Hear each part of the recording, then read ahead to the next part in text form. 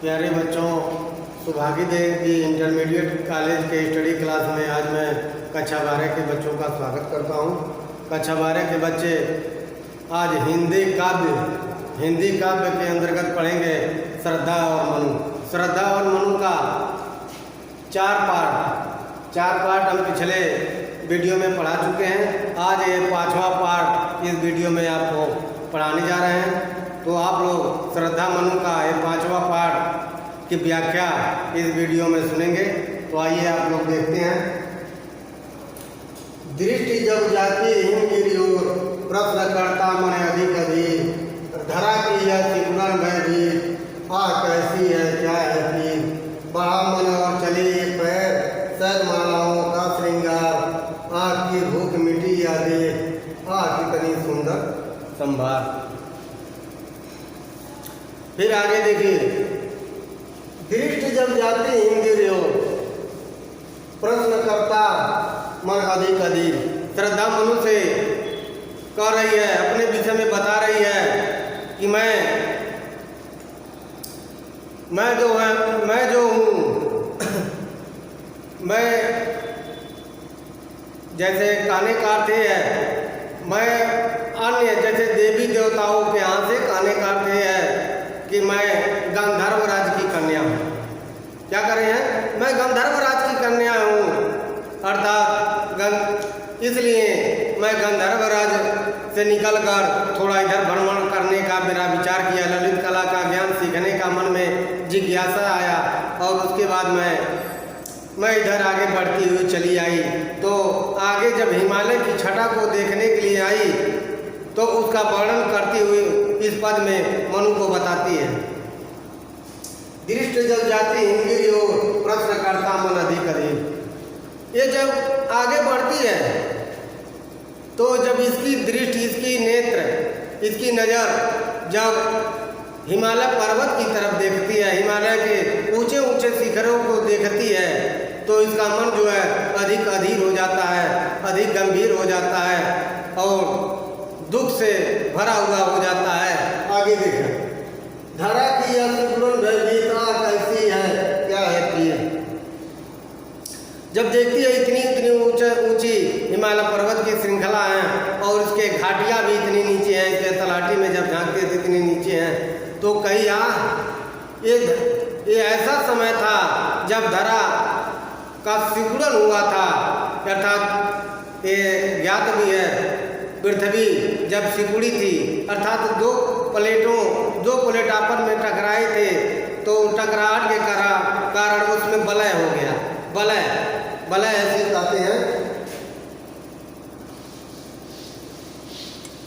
इसी वलय को हम हिमालय पर्वत पे वलय को ही हम क्या कहते हैं? वलय को ही आप लोग देख सकते हैं। इसीलिए हिमालय पर्वत को वलित पर्वत कहा गया है, क्योंकि यह पहले धरातल था, पहले समतल था। यहाँ तक कहा जाता है पहले वहाँ पर छोटे छोटे सागर थे, लेकिन बाद में पृथ्वी जब दो प्लेटें आपस में टकराई तो टकराने के कारण उसमें दबाव पड़ा। दबाव के कारण पृथ्वी जो है वलित हो गई, अर्थात वलय उसमें आ गया और जो ऊपर का भाग वो पर्वत हो गया, नीचे का भाग वो उसके तलाटी क्षेत्र में आ गया। इसलिए हिमालय पर्वत का निर्माण ऐसे ही हुआ है, यही बताया जाता है। वही यहाँ श्रद्धा भी कह रही है। धरा की यह सिकुड़न भयभीत, जब पृथ्वी चाहे धरती धरती भूधरा जो भी कह सकते हो, जब सिकुड़ी होगी तो वह समय भयावह स्थिति क्या हुई होगी।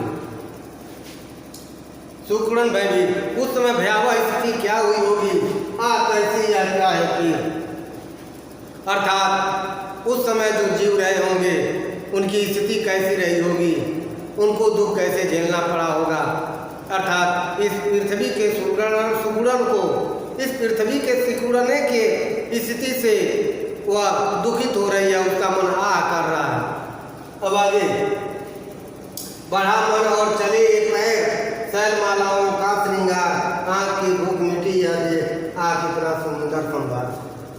फिर जब अपने पैरों को आगे बढ़ाई और हिमालय पर्वत की अनेक श्रृंखलाएं, अनेक पर्वत की चोटियों को जब देखी, मन बढ़ा मन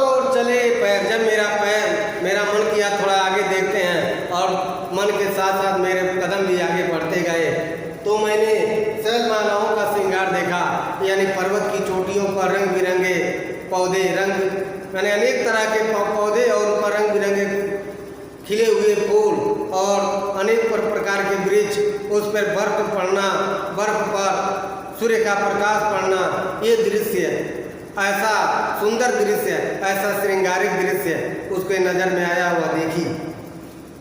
शैलमालाओं का श्रृंगार, जब पर्वत चोटियों के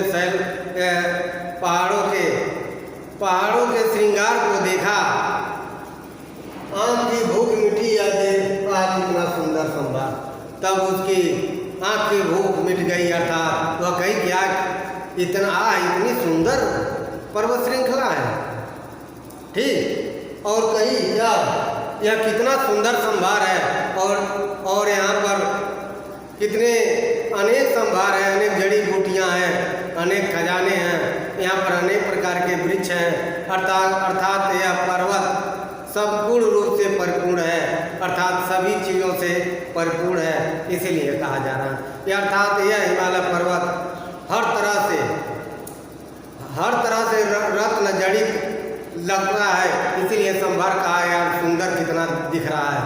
फिर एक बार देखो, जब मेरे मन बढ़ा और पैर आगे बढ़ते गए और मैंने पर्वत चोटियों के श्रृंगार को देखा तो मेरी आंखों के भूख जो है मिट गई, और देखा इस पर्वत पर कितने सुंदर सुंदर वस्तुएं हैं, जैसे वृक्ष हैं, जड़ी बूटियां हैं, यहाँ तक कि अनेक प्रकार के चट्टानें हैं, इसी प्रकार अनेक प्रकार के पत्थर वहाँ मिलते हैं। वो यही पुकार है जैसे ये संभार अर्थात हिमालय सब पूर्ण रूप से संपूर्ण है।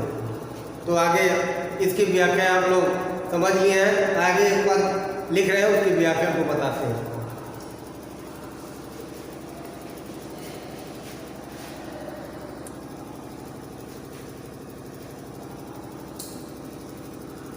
यहाँ देखा कुछ बल का अन्न, भूत ही तरह किसका यह दान, इधर कोई है अभी सजीव, ऐसा हुआ ऐसा मन में अनुमान, तपस्वी क्यों इतने हो क्लांत, वेदना का या कैसा भेद, तुम कितने अधिक हताश, बताओ यह कैसा उद्वेग।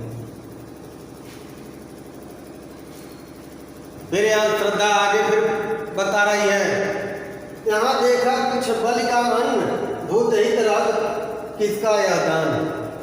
जब आगे मैं हिमालय पर्वत के दूसरे छोर पर आगे बढ़ती हुई गई, जब मैं हिमालय के दूसरे छोर पर अर्थात उत्तर से दक्षिण के तरफ आई, तब क्या देखा, कुछ बल का अन्न।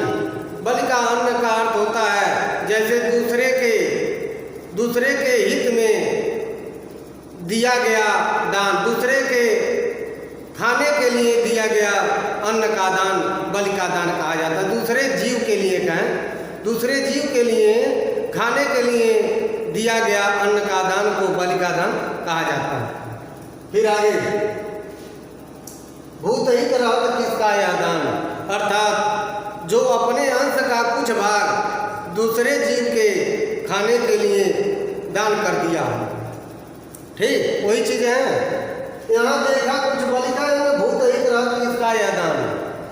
जब मैंने यहाँ आया तो देखा यह दूसरे जीव के लिए, यहाँ दूसरे जीव के लिए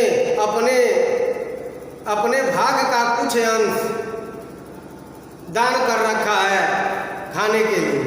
तो उस अन्न के कणों को जब मैंने देखा तब क्या हुआ, तब इधर कोई है अभी सजीव, ऐसा हुआ मन में अनुमान। तब अनाज के दानों के कणों को देखने के बाद मुझे यह आभास हुआ, मुझे यह प्रतीत हुआ इधर कोई सजीव व्यक्ति है, इधर कोई सजीव व्यक्ति है, इसलिए यहाँ अन्न के दाने बिखरे हुए पड़े हैं, रखे हुए पड़े हैं। हुआ ऐसा मन में अनुमान, ऐसा मैंने मन में विचार किया, ऐसा मैंने मन में विचार किया। फिर एक बार देखें, जब श्रद्धा हिमालय के दूसरे छोर पर आगे बढ़ती हुई पहुंची तो जैसे बलि का दान उसे कहा जाता है, जैसे कोई जीव दूसरे जीव के लिए अपने भोजन का कुछ अंश उसको दान कर रखता है, दान दे दिया रहता है, उसी को बलि का दान कहा जाता है। तो मैंने देखा कि यहाँ कोई व्यक्ति अपने भोजन का कुछ अंश किसी जीव के लिए यहाँ पर दान दे रखा है, खाने के लिए रखा है। तो मुझे ऐसा अनुमान हुआ कि यहाँ जरूर कोई सजीव है, क्योंकि अन्न के दानों को देखने के बाद मुझे आभास हुआ इधर कोई सजीव व्यक्ति अवश्य होगा। इस प्रकार मैंने और आगे बढ़ा, इस प्रकार मैंने और आगे बढ़ने की चेष्टा की और आगे बढ़ते हुए यहाँ तक आई। अब आने के बाद क्या कह रही है, तपस्वी क्यों इतने हो क्लांत, वेदना का या कैसा वेद, तुम कितने अधिक हताश, बताओ यह कैसा वेद। फिर कह रही है मनु को, हे तपस्वी क्यों इतने क्लांत हो। क्लांत का अर्थ होता है दुखी। कह रहे हे तपस्वी, क्योंकि अभी नाम नहीं मालूम है, इसीलिए वो श्रद्धा को अगंतुक कर रहा है या उसे तपस्वी कर रही है, क्योंकि अभी नाम दोनों को पता नहीं है। तो कह रहे हे तपस्वी तुम इतने दुखी क्यों हो, वेदना करेगा कैसा वेद। तुम्हारे शरीर के अंदर ये दुख की वेदना का जो वेग बढ़ता जा रहा है, अर्थात तुम और अधिक दुखी क्यों होते जा रहे हो। तुम कितने अधिक हताश। फिर वो कह रही है, जैसे दुख में कहा जाता है, खुश में वाह कहा जाता है। ये ऐसे शब्द हैं, निकलते ही दुख का अनुभव महसूस होता है, वाह निकलते ही प्रसन्नता महसूस किया जाता है। तो ही कह रहे तुम कितने हताश हो, तुम कितने दुखी हो, बताओ ये कैसा उद्वेग। तुम्हें बताओ तुम्हारे शरीर में, तुम्हारे मन में एक कैसी दुविधाएं चल रही हैं। उद्वेग का अर्थ होता है दुविधा। बताओ तुम्हारे मन में कैसी दुविधा है। फिर एक बार देखो, तपस्वी है तपस्वी तुम इतने दुखी क्यों हो, या और तुम्हारे मन में एक कैसी वेदना, दुख की कैसी वेदना उत्पन्न हो रही है। तुम कितने अधिक उदास हो, तुम कितने अधिक हताश हो, तुम कितने अधिक थके हुए अपने को महसूस कर रहे हो। इस प्रकार तुम मुझे बताओ ये तुम्हारे मन में दुविधा की स्थिति क्यों आ पड़ी है, चाहे तुम दुविधा की स्थिति में क्यों पड़े हुए हो। तो बच्चों, आज हमने इस वीडियो के माध्यम से इस पद की व्याख्या आप लोगों को बता दी है। तो आप लोग, हम यही आशा करते हैं आप लोग इस पद की व्याख्या को समझ लिए होंगे। अगले पद की व्याख्या अगले वीडियो में बनाएंगे। तब तक के लिए धन्यवाद।